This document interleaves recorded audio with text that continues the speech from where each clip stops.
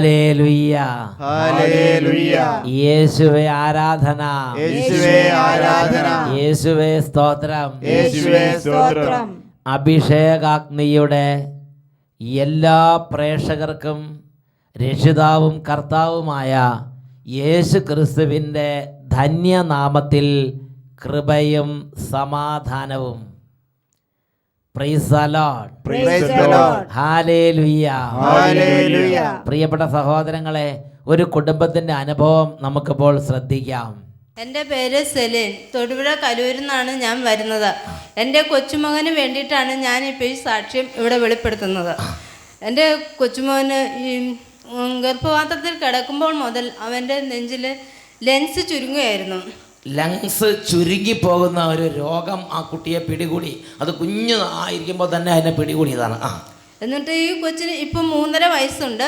പക്ഷെ എന്നും പനിയാണ്. ഞങ്ങൾ എന്നും ആശുപത്രിയിൽ ഞങ്ങൾക്ക് കിടക്കാനേ സമയമുള്ളൂ ഈ കൊച്ചിനെ കൊണ്ട്. ആശുപത്രി വീടാക്കി മാറ്റിയ സ്ഥിതിയായിരുന്നു. അങ്ങനെ ഇരുന്ന് കഴിഞ്ഞപ്പോൾ ഡോക്ടർ പറഞ്ഞു, ഇങ്ങനെ ഒരു രോഗമാണെന്ന് എനിക്ക് തോന്നുന്നു, ഞാൻ എന്നാ ചെയ്യേണ്ടതെന്ന് ചോദിച്ചു. അപ്പം ഞാൻ പറഞ്ഞു, സാറേ ഞാൻ എന്നാ കോലഞ്ചേരി ആശുപത്രിയിൽ ഒന്ന് കൊണ്ടുപോയി നോക്കട്ടെ എന്ന് പറഞ്ഞു. എന്നാൽ നിങ്ങളുടെ വിശ്വാസം അതാണെങ്കിൽ കൊണ്ടുപോക്കളാൻ പറഞ്ഞു. ഞാൻ അവിടെ കൊണ്ടുപോയി ചെന്നു. എക്സ്റേ എടുത്തു കഴിഞ്ഞപ്പോൾ ഡോക്ടർ പറഞ്ഞു, ഇത് കുഞ്ഞ് ഗർഭപാത്രത്തിൽ കിടക്കുമ്പോൾ മുതലുള്ള അസുഖമാണ്, നിങ്ങൾ എന്തിനാ ഇപ്പോഴും ഇത്രയും താമസിച്ചത് എന്താണെന്ന് ചോദിച്ചു. ഞാൻ പറഞ്ഞു, സാറ് എനിക്കറിയത്തില്ല, കൊച്ചിന് എന്നും പനി, ഞങ്ങൾ ആശുപത്രി പോകും, മരുന്ന് വാങ്ങിക്കും, അവിടെ 10-13 ദിവസമൊക്കെ കിടക്കും, തിരിച്ചു വരും, 2 ദിവസം കഴിയുമ്പോൾ വീണ്ടും പനി വരും, വീണ്ടും ചെല്ലും, ഇത് തന്നെ. ഇപ്പോഴും ഞാനിങ്ങനെ ചോദിച്ചപ്പോൾ എന്നോട് കൊണ്ടുപോക്കളാൻ പറഞ്ഞു. ഞാനിനി കൊണ്ടുവന്നാണെന്ന് പറഞ്ഞു. അവിടെ ഞങ്ങൾ 3 ദിവസം താമസിച്ചു. 3 ദിവസം താമസിച്ച് കഴിഞ്ഞപ്പോൾ എക്സ്റേ എടുത്തു കഴിഞ്ഞപ്പോൾ ഡോക്ടർ പറഞ്ഞു, ഇത് ഭയങ്കരമായിട്ട് കൂടിപ്പോയി, ഞാൻ എന്താ ചെയ്യുന്നത്, നിങ്ങൾ പ്രാർത്ഥിക്കുമെന്ന് പറഞ്ഞു. അത് കഴിഞ്ഞ് ഞാൻ പണിയുന്ന വീട്ടിലത്തെ അമ്മച്ചി കോട്ടയത്ത് ധ്യാനം നടക്കുന്ന സമയത്ത്. കോട്ടയത്ത് എന്ത് ധ്യാനം നടക്കണേ? അതെ, ഇവിടുത്തെ ഈ ധ്യാനം എന്ന് പറഞ്ഞാൽ അഭിഷേകാഗ്നി ധ്യാനം നടക്കുന്ന സമയത്ത് അത് ഈ അഭിഷേകാഗ്നി നിങ്ങൾ വഴങ്ങി കിട്ടണില്ല പലർക്കും. അത് നിങ്ങൾ പറഞ്ഞു പഠിക്കണത്. ശരി ശരി. അങ്ങനെ നടക്കുന്ന സമയത്ത് പ്രാർത്ഥന സഹായത്തിന് എഴുതിയിടട്ടെന്ന് എന്നോട് ഫോൺ ചെയ്ത് ചോദിച്ചു. ഞാൻ പറഞ്ഞു, അമ്മച്ചി എഴുതിയിട്, എൻ്റെ കുഞ്ഞിനെ എങ്ങനെയെങ്കിലും രക്ഷപ്പെടണം എന്ന് പറഞ്ഞു.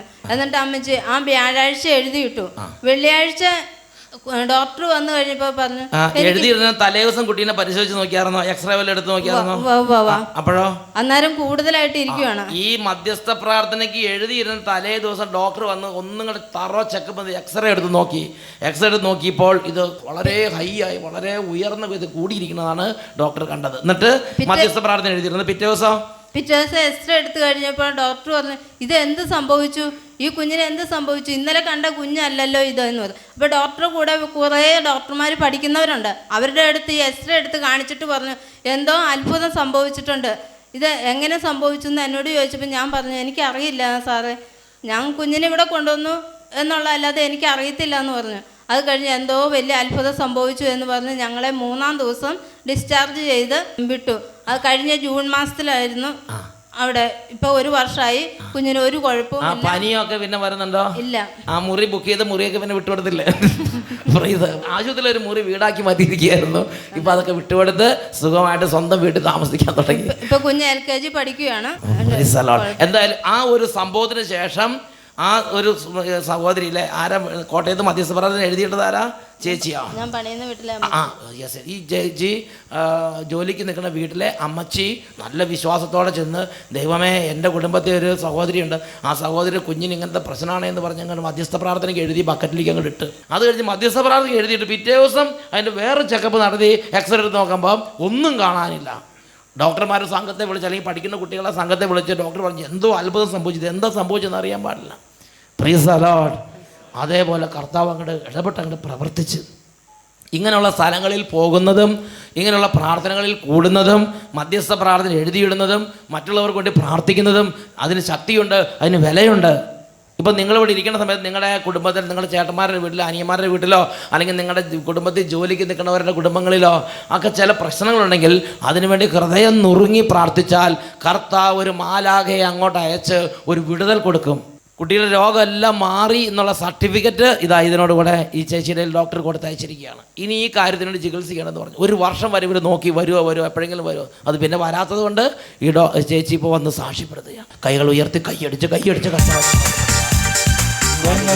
കർത്താവേ, ഞങ്ങൾക്കല്ല കർത്താവേ, മഹത്വം കർത്താവേ, ഞങ്ങൾക്കല്ല കർത്താവേ, മഹത്വം മഹത്വം യേശുവിനേ. ഹല്ലേലൂയ. ഹല്ലേലൂയ. യേശുവേ ആരാധന. യേശുവേ ആരാധന. പ്രിയപ്പെട്ട സഹോദരങ്ങളെ, ഈ നിമിഷങ്ങളിൽ നമുക്ക് എഴുന്നേറ്റ് നിൽക്കാം. കുടുംബത്തിൽ ഇനി ആരെങ്കിലും ഈ പ്രാർത്ഥന എത്തിച്ചേരാനുണ്ടെങ്കിൽ അവരെ ഇപ്പോൾ വേഗം വിളിക്കുക. ഒരു കൂട്ടായ്മയായി നമുക്ക് കർത്താവിനോട് പ്രാർത്ഥിക്കാം. പ്രിയപ്പെട്ട സഹോദരങ്ങളെ, നമ്മളിപ്പോൾ പ്രാർത്ഥിച്ചുകൊണ്ടിരിക്കുന്ന ഈ സമയം ഒരുപാട് പ്രത്യേകതകൾ നിറഞ്ഞ സമയമാണ്.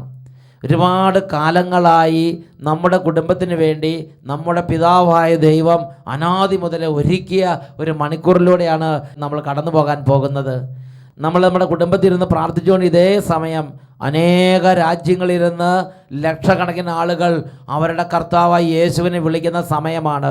വലിയൊരു പ്രാർത്ഥനയുടെ കൂട്ടായ്മയിലേക്ക് നിങ്ങളിപ്പോൾ പ്രവേശിക്കാൻ പോവുകയാണ്. ഈ സമയത്ത് എല്ലാവരും വിശ്വാസത്തോടെ പ്രാർത്ഥിക്കുക. കുടുംബാംഗങ്ങൾ സാധിക്കുന്നവർ എല്ലാവരും ചേരുക. ആർക്കെങ്കിലും വിശ്വാസം മങ്ങിപ്പോവുകയോ പ്രാർത്ഥിക്കാൻ പറ്റാത്ത അവസ്ഥകളുണ്ടെങ്കിൽ പ്രിയമക്കളെ എളിമപ്പെടുക, ഈ സമൂഹത്തോട് ചേരുക. എല്ലാവരും ചേർന്ന് ഏറ്റുചൊല്ലി പ്രാർത്ഥിക്കുക. കർത്താവായ യേശുവേ, കർത്താവായ യേശുവേ, രാജാതി രാജാവേ, രാജാതി രാജാവേ, ഹൃദയങ്ങൾ അറിയുന്നവനെ, ഹൃദയങ്ങൾ അറിയുന്നവനെ, ഇപ്പോൾ ഇടപെടണമേ. ഇപ്പോൾ ഇടപെടണമേ. ഓരോ കുടുംബങ്ങളിലും ഓരോ കുടുംബങ്ങളിലും അനേക കാലങ്ങളായി അലട്ടിക്കൊണ്ടിരിക്കുന്ന അന്ധകാര സൈന്യനിരകളെയും അന്ധകാര സൈന്യനിരകളെയും രോഗത്തിന്റെ ആധിപത്യങ്ങളെയും അവിടുന്ന് തകർക്കണമേ.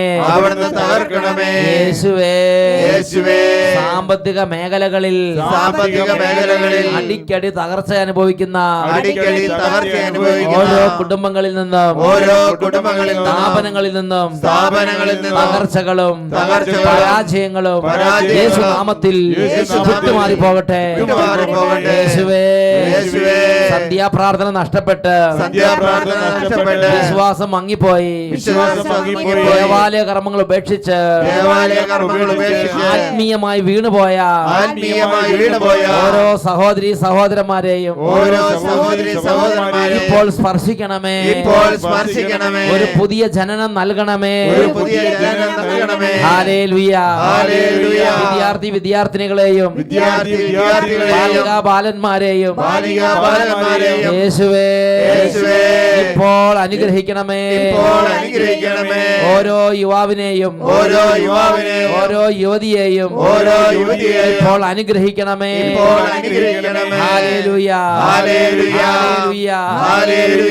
ആത്മീയ ശുശ്രൂഷകളിൽ പങ്കുചേരുമ്പോൾ മടുപ്പ്, ക്ഷീണം, മന്ദത, മരവിപ്പ്, ഭക്തിരാഹിത്യം, വിശ്വാസക്കുറവ്, എതിർ ചിന്തകൾ ഇവ നിമിത്തം പീഡ അനുഭവിക്കുന്ന ഓരോ വ്യക്തികളിൽ നിന്നും കുടുംബങ്ങളിൽ നിന്നും അന്ധകാര പീഡകൾ യേശുനാമത്തിൽ വിട്ടുമാറി പോട്ടെ.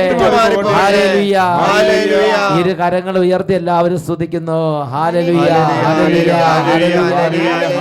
അതിനെ തുറന്ന് സ്തുതിക്കട്ടെ. ഹൃദയം തുറന്ന് സ്തുതിക്കുന്നു. രാജാവേ, യേശുവേ, ഇപ്പോൾ ഇടപെടണമേ. അത്ഭുതങ്ങൾ സംഭവിക്കട്ടെ. രോഗങ്ങൾ വിട്ടുപോകട്ടെ. കുട്ടികൾ സൗഖ്യം പ്രാപിക്കട്ടെ. മാരക വ്യാധികൾ ഒഴിഞ്ഞു പോകട്ടെ. എല്ലാ പൈശാചിക പീഡകളെ ബന്ധിക്കുന്നു. എല്ലാ അന്ധകാര ശക്തികളെ ബന്ധിക്കുന്നു. ദുർശക്തികളെ ബന്ധിക്കുന്നു. ദുർപീഡകളെ ബന്ധിക്കുന്നു. നാരകീയ സേനകളെ ബന്ധിക്കുന്നു. തകർക്കുന്ന ശക്തികളെ ബന്ധിക്കുന്നു. പരാജയ ശക്തികളെ ബന്ധിക്കുന്നു. അന്ധകാര പീഡകളെ ബന്ധിക്കുന്നു. ദുരദൃഷ്ടങ്ങളെ ബന്ധിക്കുന്നു. എല്ലാ ശിഥിലീകരണ ശക്തികളെ ബന്ധിക്കുന്നു. വിട്ടുമാറി പോകട്ടെ.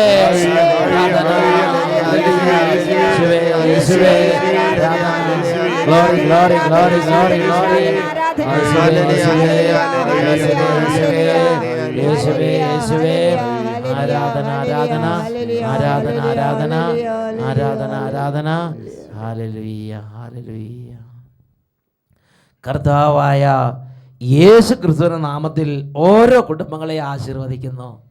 Praise the Lord. Praise the Lord. Hallelujah. Hallelujah. Hallelujah. Hallelujah. പ്രിയപ്പെട്ട സഹോദരങ്ങളെ, ഇന്ന് നാം ചിന്തിക്കുന്ന വിഷയമാണ് ശുദ്ധീകരണ സ്ഥലം. Praise the Lord. Praise the Lord. ശുദ്ധീകരണ സ്ഥലം. ഞാൻ ഓർക്കുന്നൊരു കാര്യം എൻ്റെ ഇടവക ജീവിതത്തിലെ ഒരു സംഭവമാണ്. ഇടവക ജീവിതത്തിൽ നല്ല പ്രായമുള്ള അപ്പച്ചന്മാർ, അമ്മച്ചിമാർ അവരുടെ ജീവിത ചില അനുഭവങ്ങൾ എന്നോട് പങ്കുവെക്കും. അപ്പോൾ അവരെന്നോട് പറയാറുള്ള കാര്യമാണ്, അച്ഛൻ ശുദ്ധീകരണ സ്ഥലത്തിലെ ആത്മാക്കൾക്ക് വേണ്ടി പ്രാർത്ഥിക്കണം. അപ്പോൾ ഞാൻ അവരോട് പറയുന്നൊരു കാര്യമുണ്ട്, ഇവിടെ ജീവിച്ചിരിക്കുന്നവരുടെ കാര്യം തന്നെ നോക്കാൻ ഇവിടെ നിവൃത്തിയില്ല. അതിൻ്റെ കൂട്ടത്തിൽ ഇനി മരിച്ചവരുടെ കാര്യം കൂടി നോക്കാൻ എവിടെ സമയം കിട്ടുന്നത്? അപ്പോൾ അവർ പറയും, പ്രത്യേകിച്ച് നല്ല പ്രായമുള്ള അപ്പച്ചന്മാർ, നല്ല പ്രായമുള്ള അമ്മച്ചിമാർ, അവരുടെ ഒരു ആയുസ് മുഴുവൻ ജീവിച്ച ജീവിതത്തിൻ്റെ അനുഭവത്തിൽ നിന്ന് ആ അമ്മച്ചിമാർ എന്നെ അടുത്തേക്ക് വിളിച്ചു. എന്നിട്ട് പറയും, അച്ഛനൊരു കാര്യം ഓർക്കണം, ജീവിച്ചിരിക്കുന്നവർക്ക് അവർക്ക് സ്വന്തമായി അധ്വാനിക്കാം, എന്നാൽ ശുദ്ധീകരണ സ്ഥലത്തിൽപ്പെട്ട ഒരു ആത്മാവിനെക്കുറിച്ച് അച്ഛൻ അറിയാമോ? ഞാൻ പറഞ്ഞു, എനിക്കറിയില്ല. ആ അമ്മച്ചിമാർ അവരുടെ പാരമ്പര്യമായി തലമുറകളായി പകർന്നു കിട്ടിയ ആത്മീയ ജ്ഞാനത്തിൽ നിന്ന് അവരെന്നോട് പറഞ്ഞൊരു കാര്യമുണ്ട്, അച്ഛൻ ശ്രദ്ധിക്കണം, ഇതാ നമ്മുടെ മുറ്റത്ത് നിൽക്കുന്ന മാവിനെ നോക്ക്, ആ മുറ്റത്ത് നിൽക്കുന്ന തെങ്ങിനെ നോക്ക്. ഒരാൾ ഒരു കോടാലിയുമായിട്ട് ഈ മാവിനെ വെട്ടാൻ വന്നാൽ ആ മാവിന് ഓടിപ്പോകാൻ പറ്റുമോ? അതിൻ്റെ ചുവട്ടിൽ കുറേ തീ കൊണ്ട് കൂട്ടിയാൽ അതിന് മാറി നിൽക്കാൻ പറ്റുമോ? മഴ വന്നാൽ അവിടെ നിന്ന് കൊള്ളണം, വെയിൽ വന്നാൽ അവിടെ നിന്ന് കൊള്ളണം. ഏതവസ്ഥയിലേക്കാണോ ആ മാവും തെങ്ങെല്ലാം നിയോഗിക്കപ്പെടുന്നത് അവിടെ നിന്ന് സഹിക്കുക എന്നുള്ളതല്ലാതെ അതിന് മറ്റൊരു ഗത്യന്തരമില്ല. ശുദ്ധീകരണ സ്ഥലത്തിൽ വന്ന് ഭവിക്കുന്ന അല്ലെങ്കിൽ മരിച്ചതിന് ശേഷം നമ്മുടെ ആത്മാക്കൾ ഏതവസ്ഥയിലേക്കാണോ പ്രവേശിക്കുന്നത് അവിടെ നിന്ന് അത് അനുഭവിക്കുക എന്നുള്ളതല്ലാതെ പിന്നെ സ്വന്തമായി യോഗ്യത നേടാൻ ഒരാത്മാവിന് കഴിയുകയില്ല എന്ന് ആ ആത്മീയ ബോധ്യത്തിൽ നിന്ന് അവരെന്നോട് പങ്കുവെച്ച്. പ്രിയപ്പെട്ട സഹോദരങ്ങളെ, അന്ന് തൊട്ട് ഈ ശുദ്ധീകരണ സ്ഥലത്തിലെ ആത്മാക്കളെക്കുറിച്ച് ഞാൻ ചിന്തിക്കാൻ തുടങ്ങി. ശുദ്ധീകരണ സ്ഥലത്തിലെ ആത്മാക്കളെക്കുറിച്ച് ചിന്തിക്കാൻ തുടങ്ങിയപ്പോൾ ആദ്യം തന്നെ ശുദ്ധീകരണ സ്ഥലം ഉണ്ടോ ഇല്ലയോ എന്ന് ഒരു ബോധ്യത്തിൻ്റെ തലത്തിൽ എനിക്കൊരു അഭിഷേകം, ഒരു അനുഭവം ആവശ്യമുണ്ടായിരുന്നു. അങ്ങനെ ഇരിക്കുമ്പോഴാണ് കത്തോലിക്ക സഭയുടെ മതബോധന ഗ്രന്ഥം എൻ്റെ സഹായത്തിനെത്തിയത്. ഈ മതബോധന ഗ്രന്ഥത്തിൽ ഇത് കത്തോലിക്ക സഭ ഔദ്യോഗികമായി പഠിപ്പിക്കുന്ന പ്രബോധനങ്ങളുടെ സമാഹാരമാണ്. ഇതിൽ കത്തോലിക്ക സഭ 1022 ഖണ്ഡികയിൽ ഒരു പ്രബോധനം നൽകുന്നുണ്ട്. അത് നമ്മൾ വായിക്കുന്നത് ഇങ്ങനെയാണ്: ഓരോ മനുഷ്യനും തൻ്റെ മരണത്തിൻ്റെ നിമിഷത്തിൽ തന്നെ സ്വജീവിതത്തെ ക്രിസ്തുവിനോട് ബന്ധപ്പെടുത്തി അമർത്യമായ ആത്മാവിൽ തൻ്റെ ശാശ്വത പ്രതിഫലം സ്വീകരിക്കുന്നു. അതിൻ്റെ അർത്ഥം നമുക്ക് മനസ്സിലായി. മരിക്കുന്ന സെക്കൻഡിൽ തന്നെ നമുക്ക് ഒരു വിധിയുണ്ട്. ആ വിധിയുടെ പേരാണ് തനത് വിധി. പ്രിയപ്പെട്ട സഹോദരങ്ങളെ, ഈ തനത് വിധി സമയത്ത് നമ്മൾ ഈ ഭൂമിയിൽ എന്താണോ ചെയ്തിട്ടുള്ളത്, നന്മ ചെയ്തവർക്ക് നന്മയുടെ പ്രതിഫലം, തിന്മ ചെയ്തവർക്ക് തിന്മയുടെ പ്രതിഫലം. അപ്പോൾ ജീവിതത്തിലെ വാക്കുകളും പ്രവൃത്തികളും അനുസരിച്ച് മരിക്കുന്ന സെക്കൻഡിൽ തന്നെ നാം ഒരു വിധിയെ നേരിടണം. അതാണ് തനത് വിധി. ഇനി അടുത്തത്, ഒരു ശുദ്ധീകരണ പ്രക്രിയയിലൂടെയോ നേരിട്ടോ സ്വർഗത്തിലേക്കുള്ള പ്രവേശനം. അപ്പോൾ നമ്മൾ ഈ ഭൂമിയിൽ 100% ദൈവത്തെ കാണാൻ മാത്രം പുണ്യപരിപൂർണതയുള്ളവരായി ജീവിക്കുന്നൊരു വ്യക്തിയാണെങ്കിൽ മരിക്കുന്ന സെക്കൻഡിൽ തന്നെ നമുക്ക് നേരിട്ട് പിതാവായ ദൈവത്തെ കണ്ട് സ്വർഗഭാഗ്യത്തിലേക്ക് നമുക്ക് പ്രവേശിക്കാൻ സാധിക്കും. അതാണ് കത്തോലിക്ക സഭയുടെ മതബോധന ഗ്രന്ഥത്തിൽ 1052 ഖണ്ഡികയിൽ പഠിപ്പിക്കുന്നത്. ക്രിസ്തുവിൻ്റെ കൃപാവരത്തിൽ മരിക്കുന്ന എല്ലാവരുടെയും ആത്മാക്കൾ മരണാനന്തരം ദൈവജനമായി തീരുമെന്ന് നാം വിശ്വസിക്കുന്നു.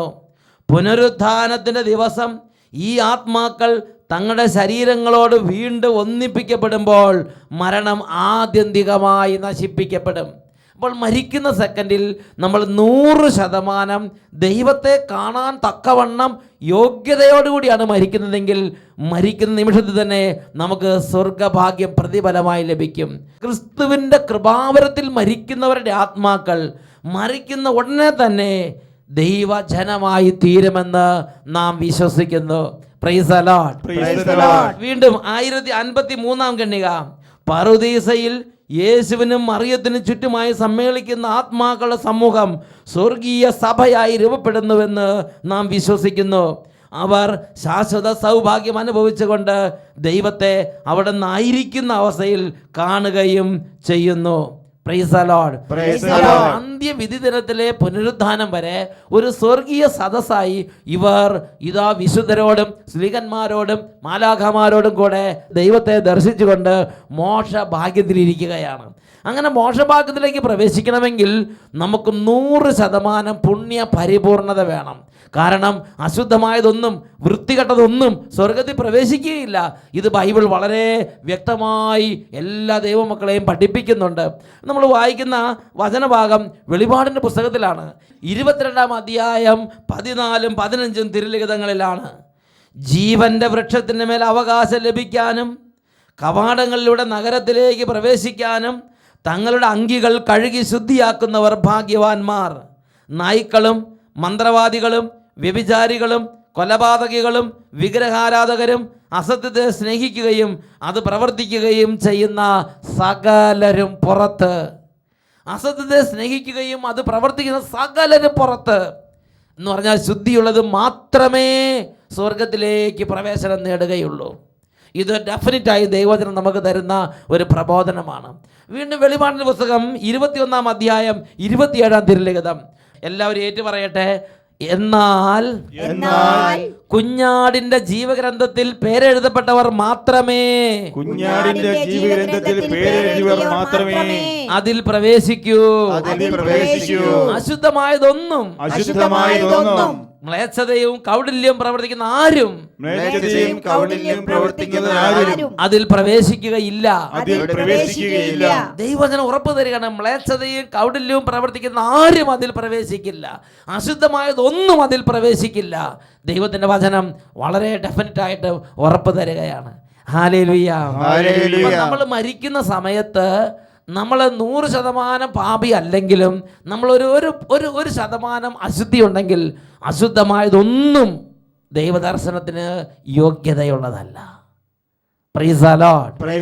ഹല്ലേലൂയ. ഹല്ലേലൂയ. അങ്ങനെയുള്ളൊരു അവസ്ഥയിലാണ് നമ്മൾ മരിക്കുന്നതെന്ന് ചിന്തിക്കുക. എന്ന് പറഞ്ഞാൽ 100% മാനസാന്തരപ്പെടാത്തൊരവസ്ഥയില്ല. നമ്മൾ മാനസാന്തരപ്പെട്ട് തന്നെ ഇരിക്കുകയാണ്. നമ്മൾ ദൈവത്തെ അന്വേഷിച്ചുകൊണ്ടിരിക്കുകയാണ്. പക്ഷേ മാനുഷികമായ കുറച്ച് കുറവുകളുണ്ട്, മാനുഷികമായ കുറച്ച് ബലഹീനതകളുണ്ട്. അങ്ങനത്തെ ഒരു അവസ്ഥയിലാണ് നമ്മൾ മരിക്കുന്നതെങ്കിൽ കത്തോലിക്കാ സഭയുടെ മതബോധന ഗ്രന്ഥത്തിൽ 1022-ാം ഖണ്ഡികയിൽ പഠിപ്പിക്കുകയാണ്, ഒരു ശുദ്ധീകരണ പ്രക്രിയയിലൂടെ സ്വർഗ സൗഭാഗ്യത്തിലേക്ക് പ്രവേശനം. Price the Lord. അപ്പം നേരിട്ട് മരിക്കുന്ന സെക്കൻഡിൽ അപ്പോൾ തന്നെ ദൈവത്തെ കാണാൻ തക്കവണ്ണം പരിപൂർണത ഇല്ലെങ്കിൽ, എന്നാൽ നമ്മൾ വിശുദ്ധിയിലാണ് ജീവിച്ചുകൊണ്ടിരിക്കുന്നതെങ്കിൽ ഇതാ ദൈവത്തിൻ്റെ വചനങ്ങളെ അടിസ്ഥാനപ്പെടുത്തി പഠിപ്പിക്കുകയാണ്, ഒരു ശുദ്ധീകരണ പ്രക്രിയയിലൂടെ സ്വർഗഭാഗ്യത്തിലേക്കുള്ള പ്രവേശനം. ഈ ശുദ്ധീകരണ പ്രക്രിയയെ സഭ വിളിക്കുന്ന പേരാണ് അന്തിമ ശുദ്ധീകരണം. ഇതിനെക്കുറിച്ച് തിരുസഭയ്ക്ക് ദൈവമക്കളെ പഠിപ്പിക്കാനുള്ളൊരു കാര്യമുണ്ട്. 1030-ാം ഖണ്ഡികയിൽ കത്തോലിക്കാ സഭയുടെ മതബോധന ഗ്രന്ഥം പഠിപ്പിക്കുകയാണ്, ദൈവത്തിൻ്റെ കൃപാവരത്തിലും സൗഹൃദത്തിലും മരിക്കുന്നവർ പൂർണ്ണമായി ശുദ്ധീകരിക്കപ്പെട്ടവരല്ലെങ്കിലും നിത്യരക്ഷയുടെ ഉറപ്പ് നേടിയവരാണ്. എന്നാൽ സ്വർഗീയാനന്ദത്തിലേക്ക് പ്രവേശിക്കുവാൻ ആവശ്യമായ വിശുദ്ധി നേടുന്നതിന് വേണ്ടി അവർ മരണാനന്തരം വിശുദ്ധീകരണത്തിന് വിധേയരാക്കപ്പെടുന്നു.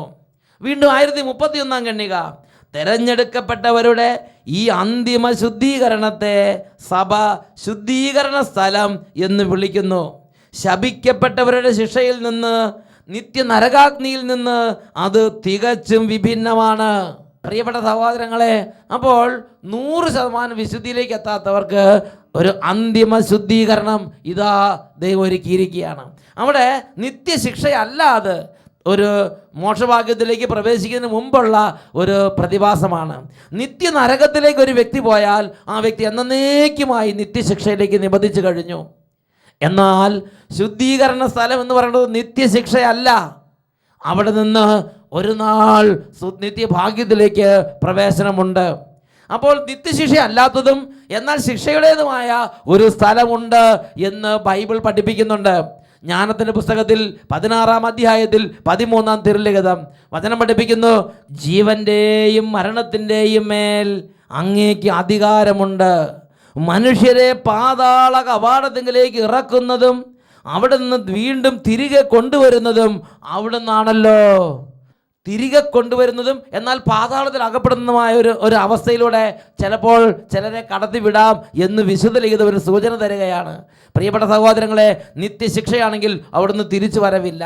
നിത്യഭാഗ്യമാണെങ്കിൽ അതിനെ പാതാളം എന്ന് വിളിക്കേണ്ട ആവശ്യമില്ല. നിത്യ നരകമല്ലാത്തതും നിത്യഭാഗ്യമല്ലാത്തതുമായ ഒരു ശിക്ഷയുടെ ഒരു മേഖലയെക്കുറിച്ച് വചനം ഇവിടെ സൂചന നൽകുകയാണ്.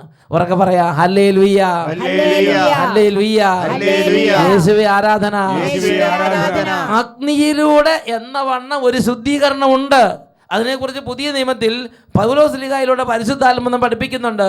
കൊരിന്ത്യർക്കെഴുതിയ എഴുതിയ 1-ാം ലേഖനത്തിൽ 3-ാം അധ്യായത്തിൽ 12 മുതൽ 15 വരെ തിരുലിഖിതങ്ങൾ.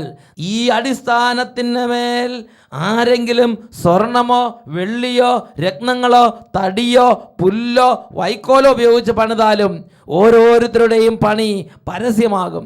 കർത്താവിൻ്റെ ദിനത്തിൽ അത് വിളംബരം ചെയ്യപ്പെടും. അഗ്നിയാൽ അത് വെളിവാക്കപ്പെടും. ഓരോരുത്തരുടെയും പണി ഏത് തരത്തിലുള്ളതെന്ന് അഗ്നി തെളിയിക്കുകയും ചെയ്യും. ആരുടെ പണി നിലനിൽക്കുന്നുവോ അവൻ സമ്മാനിതനാകും. ആരുടെ പണി അഗ്നിക്കിരയാകുന്നുവോ അവൻ നഷ്ടം സഹിക്കേണ്ടി വരും. എങ്കിലും അഗ്നിയിലൂടെ എന്ന വണ്ണം അവൻ രക്ഷ പ്രാപിക്കും.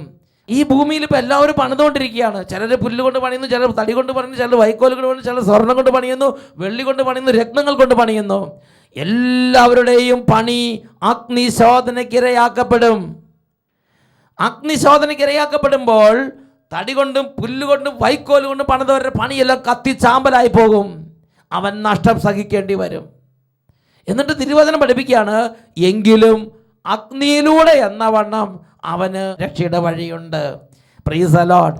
ഒരു അഗ്നി ശുദ്ധീകരണം, ഒരു അന്തിമ ശുദ്ധീകരണം, ഒരു അഗ്നിയിലൂടെ എന്ന വണ്ണം സ്ഫുടം ചെയ്യപ്പെടുന്ന ഒരു അവസാനത്തെ ഒരു ക്രമീകരണം ഉണ്ട് എന്ന് വിശുദ്ധ ലിഖിതങ്ങളിൽ ദൈവത്തിന്റെ വചനം നമുക്ക് വെളിപ്പെടുത്തി തരികയാണ്.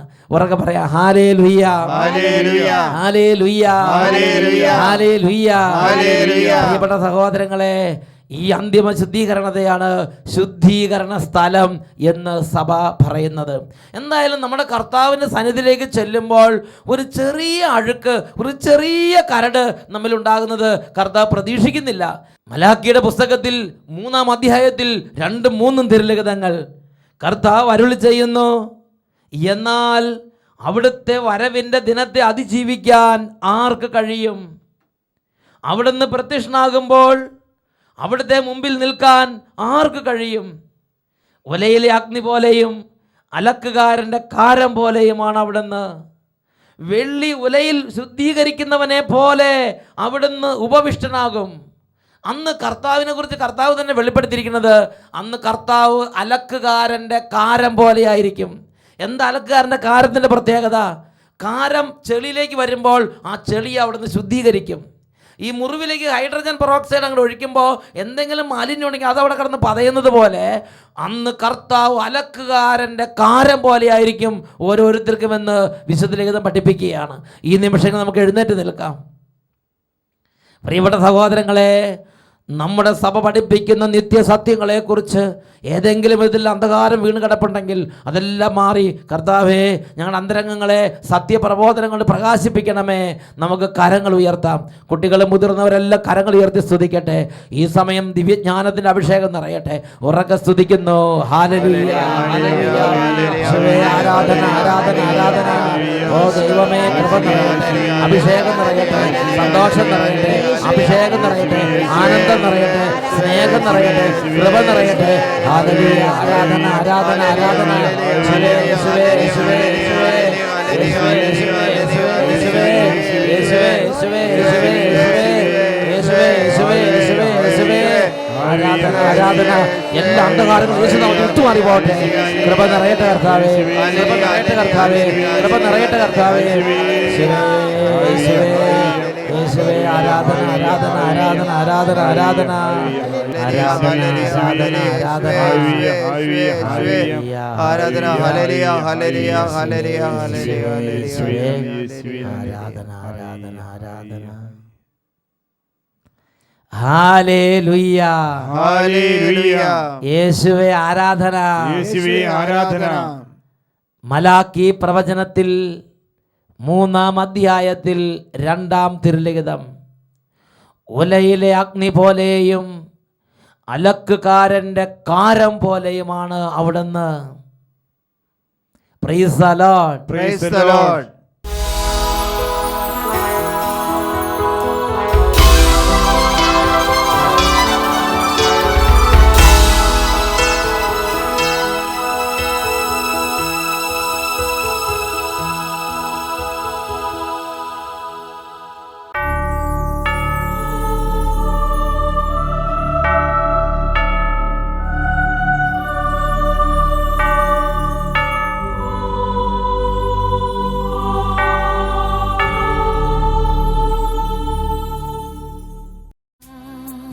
പ്രിയപ്പെട്ട സഹോദരങ്ങളെ, ഈ നിമിഷങ്ങളിൽ നമുക്കെല്ലാവർക്കും എഴുന്നേറ്റ് നിന്ന് ദിവ്യകാരുണ്യ ഈശോയുടെ മുമ്പിൽ 2 കരങ്ങൾ ഉയർത്തി ഹൃദയം അർപ്പിച്ച് പൊട്ടിക്കരഞ്ഞ് നമ്മുടെ എല്ലാ ഹൃദയവ്യഥകളും സമർപ്പിച്ച് പ്രാർത്ഥിക്കാം.